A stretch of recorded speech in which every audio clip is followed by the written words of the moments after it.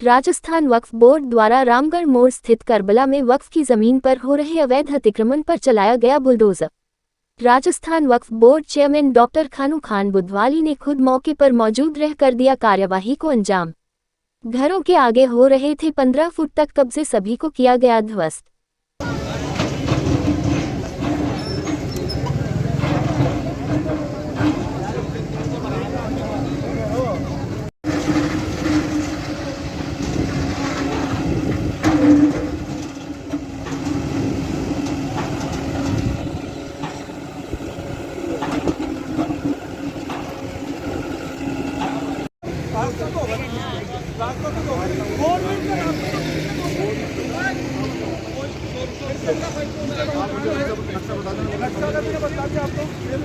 फिर आप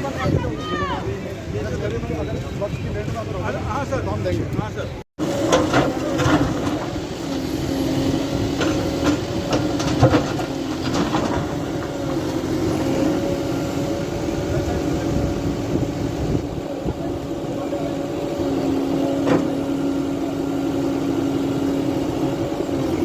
आज जो करबला में अतिक्रमण को लेकर कार्रवाई की गई उस पर आप क्या कहना चाहेंगे?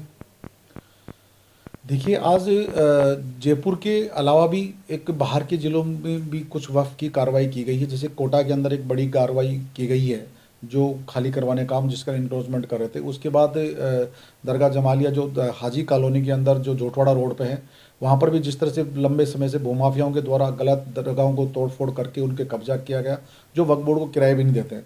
उसके बाद लंबे समय से चिन्हित किया गया करबला के अंदर लंबे समय से जो हमारे कर्मचारी भी जाते थे, किस तरह से लोग आगे बढ़ कर के, लेकिन वहाँ आज जब हम गए सुबह तो स्थानीय लोगों ने कई बार कहा कि हम सहयोग करेंगे। वहाँ के स्थानीय कमेटी के लोगों ने, बुजुर्ग लोगों ने साथ मिलकर के जिस तरह का 5 फुट 10 फीट और 15-15 फीट के जिस तरह का इंक्रोचमेंट था, लंबे समय से सालों से जो 20-25 साल से जो इंक्रोचर कब्जा करके बैठे थे, हर इंसान खड़ा रह करके जो वहाँ कार्रवाई हुई, सब लोगों ने हमारी मदद की। हम शुक्रगुजार है स्थानीय प्रशासन के, सबसे ज़्यादा शुक्रगुजार है वहाँ के व्यक्तियों के। एक आध जगह खुद लोगों ने अपने स्वार्थ के लिए विरोध किया होगा, उनके समझाइश के बाद निश्चित रूप से ये आया कि ये अल्लाह की संपत्ति है। जब वफ़ करने वाला इंसान इस दुनिया में नहीं है तो क्या इस वफ़ की ज़कात को खाने वाला इंसान इस दुनिया में रहेगा?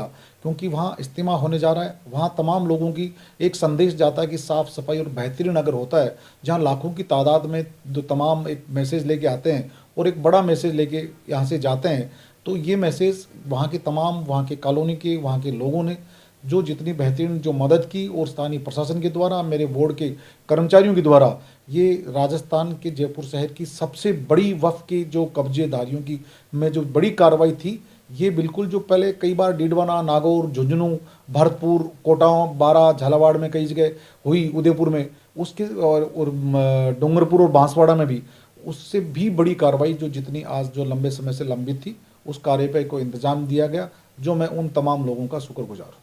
सर, वक्फ बोर्ड पे भी कई बार एलिगेशन लगते हैं कि भेदभावपूर्ण कार्रवाई करना, उस पर आपका क्या कहना है?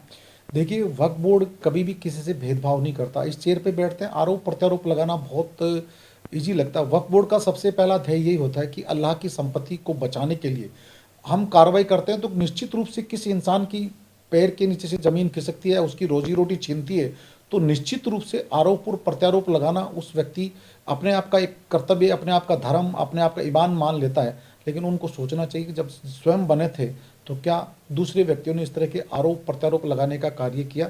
ये अल्लाह की संपत्ति है, हम इसको बचाने की बात करें, क्योंकि अगर हम लोग नहीं बचाएंगे तो क्या दूसरे इंसान आएंगे? हमारा धर्म है, जो राजस्थान के माननीय मुख्यमंत्री महोदय ने जिस तरह से इस इंक्रोचमेंट को रोकने के लिए, बाउंड्रीज के लिए, कब्रिस्तान मदरसों की बाउंड्री के लिए जो करीबन अभी 10 करोड़ रुपये दिए, जो अभी सरकार उनको दे रही है, जिस तरह से रिक्वायरमेंट है उन लोगों को, तो ये सरकार भी चाह रही है। अगर नया बजट आता है, अगर हमने फिर मुख्यमंत्री महोदय से निवेदन किया है कि इस नए बजट में अच्छा पैसा मिले, जिससे वहाँ के होने वाले इंक्रोचमेंट की बाउंड्रियाँ बने, जिससे एक झगड़ा फसाद ना हो और आम आदमी को लगे ये ज़मीन हमारी, इस वफ़ की ज़मीन को डेवलपमेंट होना चाहिए, किसी के थ्रू भी हो। अगर विकास होता है तो निश्चित रूप से इंक्रोच रुकता है। सर, एक जो बस्ती में तुंगा गांव है, वहाँ कब्रिस्तान कई सालों से उसकी बाउंड्री को तरस रहा है। कई बार वो लोगों ने केस लड़ा, उनके पक्ष में हाई कोर्ट ने फैसले भी दिए। आखिर किन कारणों से, देखिए, आज में जो अभी तक वो कार्य नहीं हो पाए, क्या आप करा पाएंगे उस कार्य को? देखिए, आज आपने ही पहली मर्तबा कहा कि तुंगा के अंदर किसी मसलक के किसी रीजन वंश वो रुका हुआ है, आपने आज संज्ञान में दिया, तो निश्चित रूप से स्थानीय प्रशासन से करके वहाँ हमारे पास जो भी आता है हम उसका सॉल्यूशन करते हैं स्थानीय प्रशासन के द्वारा। स्थानीय हर मज़हब का व्यक्ति खड़ा होकर के ये चाहता है, शमशान घाट और कब्रिस्तान तो हर इंसान की आवश्यकता है, और जो अंतिम यात्रा के लिए हमें अगर महलों की जरूरत नहीं, लेकिन उस महल की हर इंसान को जरूरत होती है, उसकी हिफाजत किसी मज़हब के नाम से नहीं होती, वहाँ इंसानियत जो अपने अमाल जो कर्म किए होते हैं उसके नाम पे होनी चाहिए। यहाँ किसी जाति धर्म या किसी भेदभाव से नहीं, उसका बचाने का काम वक्फ बोर्ड का है, और वक्फ बोर्ड निश्चित रूप से अपना कर्तव्य समझते हुए आज आपने अवगत कराया है, हम इसके लिए कार्रवाई करेंगे। सर, एक जाति विशेष बहुत डरा रहता है, सहमा रहता है कि कुछ शरारती तत्व वहाँ पर उनकी जान को खतरा बनाए रखते हैं, वो करने नहीं देते। सरपंच साहब भी जो है उनका काम जो है अधूरा ही आज तक छोड़ रखा है। देखिए, ये हिंदुस्तान आइन के मुताबिक चलता है, और जिस राज्य का मुख्यमंत्री अशोक गहलोत जी हो, जो हमेशा हर कांग्रेस पार्टी का राज में हर मज़हब का व्यक्ति खुशहाल और आबाद रहता है। यहाँ डरने की किसी को जरूरत नहीं। संविधान के दायरे में किसी भी मज़हब का व्यक्ति भी हमेशा डरता है कि मैं किसी मज़हब के खिलाफ ऐसी बात ना कहूँ जिससे ठेस पहुँचने में मेरे खिलाफ कानूनी कार्रवाई की जाएगी।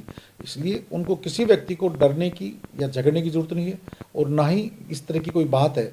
अगर आती है कुछ इस तरह के जो सिरफरे लोग, तो कहीं भी किसी भी मज़हब में हो सकते हैं, लेकिन आज भी 99% लोग हर मज़हब में अच्छे व्यक्ति होते हैं। गलतियां कहीं ना कहीं दोनों तरफ से हो, लेकिन आप निश्चित रहिए, उनको डरने की जरूरत नहीं है। राजस्थान सरकार, हमारा धर्म बनता है हर इंसानियत की रक्षा करना। इस बाबा साहब भीमराव अंबेडकर संविधान मुताबिक जो अशोक गहलोत जी जो गांधीवादी विचारधारा के व्यक्ति हैं, वो खुद चाहते हैं कि हम हर इंसानियत को बचाने का कार्य करें, नहीं कि किसी को लड़ाने झगड़ाने का कार्य करें। Thank you.